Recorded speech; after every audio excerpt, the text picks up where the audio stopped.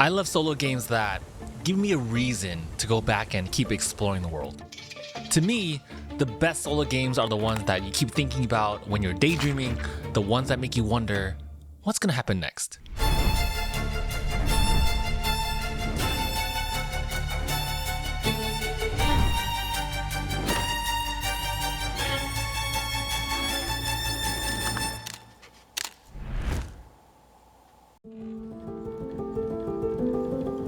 Number 5, Mythwind. I've sunk so many hours into this game because it's a super chill game and it's a really easy game to decompress with, especially after a long day. I love that it's super convenient to save your game state between sessions. And in Mythwind, you are an adventurer who is settling into this little quaint town. The thing is, there are these mysterious little sprites that begin to reveal themselves through your adventures. Now, what sounds weird at first is that there is no end to this game. There's literally no end game. And initially you're like, wait a minute, if there's no end game, then what's the point of me playing? But that's the thing. More of the story unfolds the more you keep playing. I love that there's more story and depth to this game that you unveil over time, and it's not at a slow pace, but at a pace where it makes you feel like you want to go back and figure out more of what's going on. Now, how this game works is that you adapt to changing weather, and then you take one town action followed by one character action. And what's really cool is that if you decide to take your character and go on an adventure, what happens is that you need to integrate weather into the decisions that you make, because then you'll get a list of options, and let's say that one of them is deciding to go across a slippery slope. Well, if it's raining, guess what? You're gonna have a mudslide. So if you decide to go on this very dangerous, hazardous path, rain will affect your choice. Now in town you can construct buildings, you can hire villagers and sprites to give you more actions to do, you can clear land to give you resources, and in the newest expansion, Friends and Families, you can even socialize with friends, and I love that you can actually improve your relationship with them. And what's wild is that you can even have friendship breakups and get married and have kids. So I love that you can build out a family in this game and then have them help you out and take a bunch of different actions in the game too. This is a top 5 solo game of all time for me because it's convenient to set up, it's rewarding to develop your town and your character, and I love that everything feels tied together. If it's sunny, you can plant more crops and have a better chance at not causing a mudslide, and therefore recruit more sprites and unlock new secret content. Here's the thing. Your choices matter, and I've reset this game so many times. I've picked out all the different options and everything to see how they all play out. Some are rewarding, some are punishing, and that's okay because then it feels different each time you play. And I've also played with all the types of characters too, from the ranger all the way to the innkeeper. I always gravitate towards the farmer because I just love the way he generates resources. But overall, everyone just has a vastly different playstyle. Now, if you are enjoying today's video, don't forget to hit subscribe down below for more top 5 videos just like this. And speaking of playstyles, number 4 adds on 4 asymmetric playstyles as well, with potentially some more new characters too, with expansion coming up.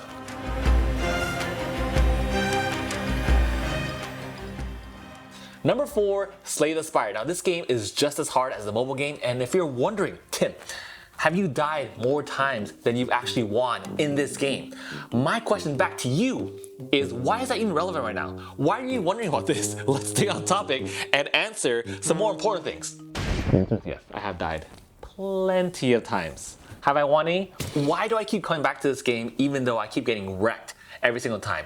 It's because Slay the Spire gives you a whole plethora of ingredients to play with, and it really is a different experience each time you come back to this game because you mix up different tokens on the map, so your pathway changes. The monsters are different each time from Act 1 to Act 2 to Act 3. You also can play as different characters. You have 4 completely asymmetric characters that you can choose from, and on top of that, the market changes. You have different relics, you have different potions. Bottom line, there are a lot of variables that make each experience different, but that core gameplay loop is still there, and it makes you addicted to the gameplay and wanting to strive to get that much further and climb this ladder.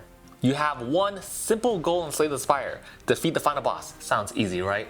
Not really, because your health carries over after each fight, so you have to pace yourself and figure out whether or not you want to upgrade gear as you go to different campfires or heal up instead. On top of that, there are 3 different types of bosses, and you can also face elites along the way. You can also face different monsters. So there are a lot of choices for you to either upgrade and get stronger or heal up and preserve your stamina and health as you tread along. So on your turn, you just pick one location to go to. Most of the time, you are going to encounter a regular monster, which is going to spawn in your row, and then you roll a die. and this die tells you which relics are going to be active this turn, and relics are items that you gain that stay in your inventory. Now the die is also going to tell you which attack the monster is going to use this turn, which helps you anticipate actions. After that, you draw 5 cards and you want to play as many cards as you can because each card will actually spend up energy that's listed on the top left corner, and then whatever cards you don't use, you put in the discard pile.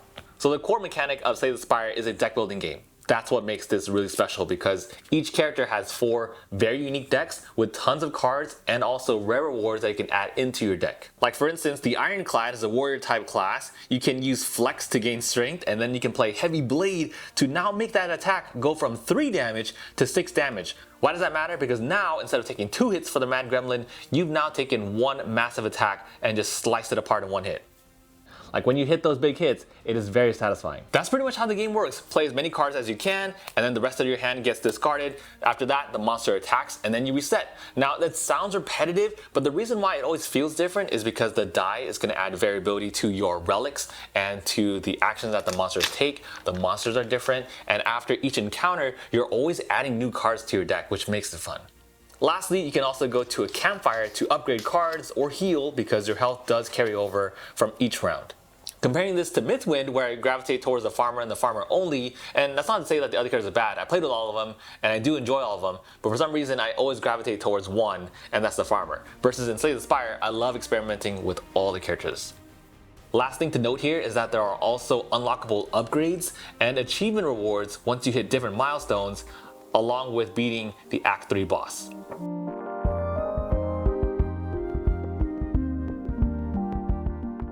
Oh, what's that? Tim knows how to play games without miniatures, without all of these deluxeified components. He knows how to play games that only contain cards. I'm gonna address that right now, alright? Before I hear any comments about that, yes, okay? Yes, I do. Funny thing is, I dug myself into this own hole, so I deserve this. Number 3, Vantage. Now this is the tiniest game out of all the games on today's list, but the world containing it is absolutely massive. It's legit Breath of the Wild in tabletop form. Now what's also crazy is that it's like a 1-minute setup. You take out 1 to 2 boards, your player board and the overall map board, and then you take out the manuals, you're pretty much done. Another big plus that differentiates this game from all the other games on today's list is that there is no upkeep phase. There's no automa, and there's no AI necessarily to respond to your actions. Not a bad thing, it's a great thing. Your goal in Vantage is to survive and complete the mission, sometimes also a Destiny 2 if you're going for an epic victory. Now there are a lot of different missions. They're going to change each time, from building up a settlement for instance to conquering different areas. And on your turn, all you're going to do is make a choice out of 6 available options. See, this right here is where all the fun begins because each card is going to give you a list of 6 different actions. You pick one, and then now you are in a 3D world where you can travel in different directions, and you could end up in a cave, you could end up underwater, high up on a super cold freezing mountain where the climate's gonna sap your health, and sometimes these choices are gonna require you to make a check. The twist here is that you're gonna pass every single one of these checks, but it just depends on what you roll, and you may take a bigger hit to your stats depending on how well you roll. It's not always luck dependent though, because there are a bunch of these skill tokens that you can use to mitigate your dice rolls. You have 3 stats: health, morale, and time, and if any one of them hits 0, then you lose. Now like Slay the Spire, this is a difficult game, but what you take home with each session is a little bit of experience. If you ever played MMO and you're traveling across a map that's super dark, and then as you get towards that region, you discover an area and it opens up, this is exactly how Vantage feels like every time you're playing the game. You're sort of discovering a brand new map. Why is Vantage number 3 in my list? It's because it takes world building and exploration to completely new limits. Mythwind is really good at this too, but the thing is with Mythwind, even though the setup is really fast as well, you always are going to have to refer back to any of those individual rulebooks for your characters and also the main rulebook too, to kind of refresh in your memory and everything each time you play. But here for Vantage, I feel like the rules are a lot more intuitive and it's a lot easier for you to constantly keep playing because the rules are very straightforward. It's more so those kind of edge cases as you meet different types of items and different types of interactions in this world. I love the twist in this game because it takes you on completely new turns, and it's like, I didn't even know that this world would incorporate this type of skill for you to play with your game. I'm trying not to reach too many spoilers here, but it's so cool because you get to advance on different types of specialties, you get to incorporate new mechanics, and all of those play together so well where it's like, what am I going to discover this time when I'm playing the game? So bottom line, if you're looking for a very immersive world, one where you are going to love exploration and you're going to have a brand new experience that you craft each time you play, one that's going to unveil some brand new mechanics, and one that has pretty much no upkeep within Automa, then you are going to love Vantage.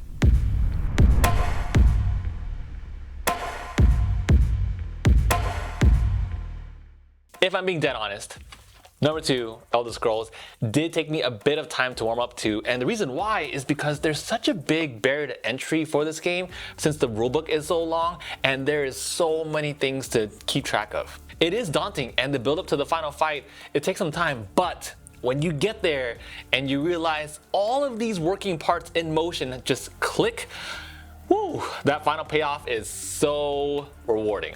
Let me tell you now, Elder Scrolls Betrayal of the Second Era has character building like no other. In this game, you are traveling across an overworld and you can get into different encounters and towns, and each town offers you actions like going to a shop to buy gear, or resting at an inn, learning new skills from a random pool of trainers. It looks like such a small detail going to different towns and having their own town square option, but this little detail is what makes you feel like you're actually traveling to different areas. For instance, here at the Traveling Caravan, if you discard 2 regular loot items, you can then draw 3 legendary items. Like, details like this is what makes me look forward to going to different towns and discovering, oh, what's new in this area. And plus, I love how much you can customize your characters because no other game has a way of building out your character to this extent with such a clean system that avoids clunky mechanics. On your turn, you can move up to your stamina level shown by this green token, and then you unleash attacks by rolling any of your dice up to your stamina level, or if you're casting spells, you can roll dice according to your magicka. And the best part about combat is that you can keep going as long as you have dice, but in exchange, you have to take life fatigue, which then clogs up the cooldown of skills that you can use. You can change battle stances, you're spending extra tenacity to use different skills.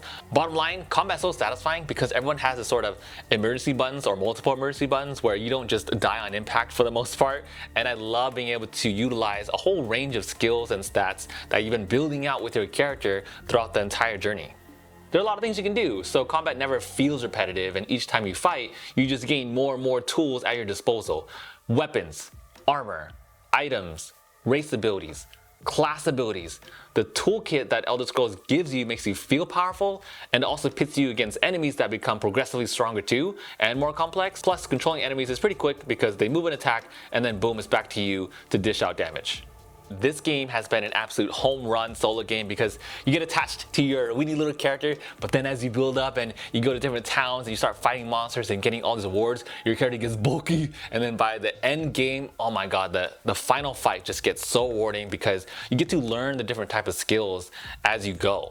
And imagine layering all these abilities that you slowly learn and that you slowly gain into one final fight where it feels like you're taking experience from each and every battle into one final showdown, and it's just unreal. Like the cinematic experience is there. Here we go. What game have I put on the #1 pedestal? My favorite solo game of all time. This is one where I will sit down and I legit will get lost for 5 hours straight and not even realize how much time has passed. Talked about this one quite a few times on the channel. Warning, these are chapter 2 spoilers I'm about to show you, but I mean, there's 21 chapters in this game. So, Oathsworn.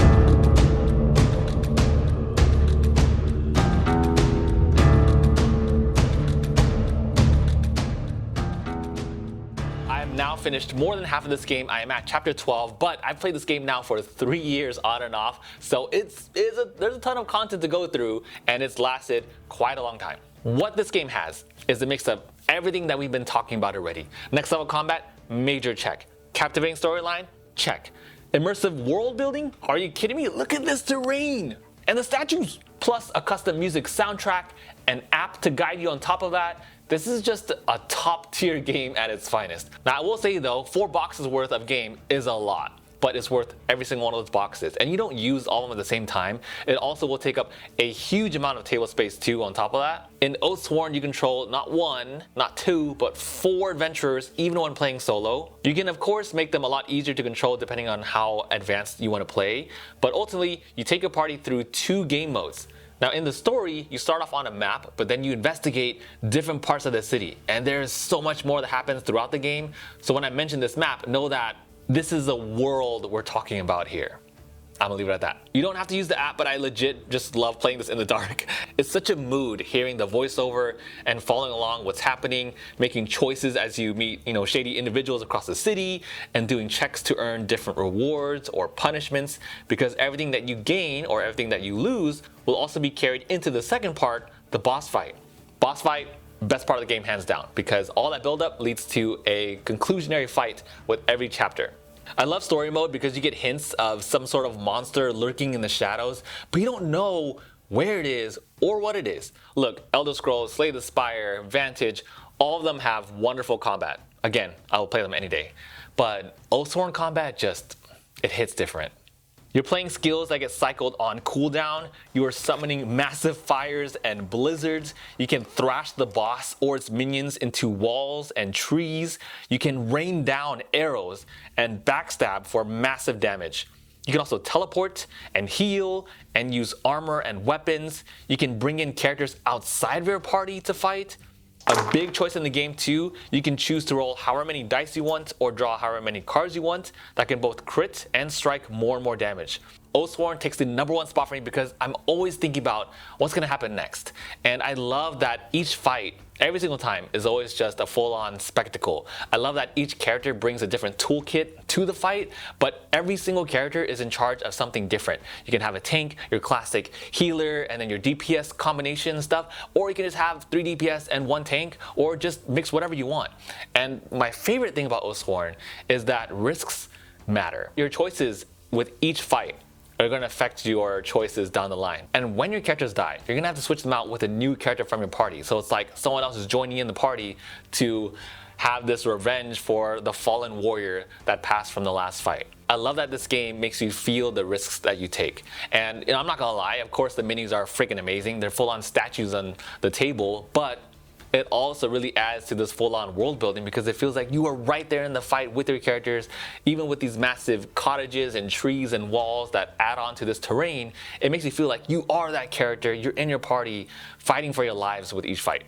Out of the 3 years of playing this game, there's only been 1 chapter that has truly annoyed me actually, but I'll talk about that in my full-on spoiler review. Other than that, this game respects your time in full. I love the production value, I love the combat. There's so many things to praise about this game, and this is why it has taken my #1 spot for the best solo game of all time. Bottom line, if you're looking for a solo game experience and you choose Oathsworn, you're in for a whirlwind of adventure. And speaking of that, if you made it here to the very end of the video, go ahead and comment whirlwind for the whirlwind of spectacle and adventure that all of these games will take you on.